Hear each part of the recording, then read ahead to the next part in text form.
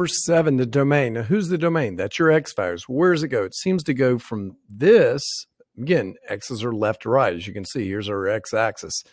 Goes from -4 over to here, 2. So the domain is going to be from -4 to 2. So I go -4 to 2. X is between them. Alligators always eat towards a bigger number. And now I need to go back and look. Does it or equal one of them? Well, it was darkened right here at -4, so it included it. So I need to put a or equal to. It was open at 2, so we don't put anything. Now, what about the range? The range is your height, your y-axis. Well, it seems to go from -3 up to a height of 4. So it's -3 up to 4. Y's, that's our y values that are between them. Alligators eating towards a bigger number.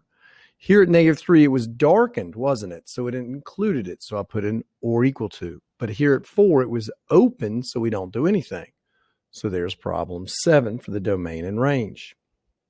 Number 8, domain. That's movement left to right. It seems to go from 2 to what? 3. Well, not very much. Doesn't seem to have much movement left to right.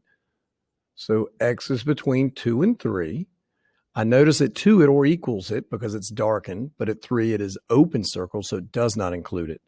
Now for the heights, the y's, it seems to go from a height of -3 to a height of 4. -3 to 4. Y is between them. Alligators eat towards a bigger number. Basically, that's putting y between those two numbers.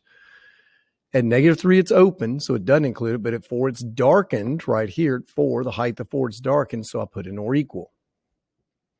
On to problem 9, domain. Well, it seems to go from -3 to +3. -3 to +3, x is between them. Alligators eating towards the bigger number. At -3 was darkened, and at 3 was darkened, so it included both -3 and 3. Now, what about the height? Height goes from -1 to +1, -1 to +1.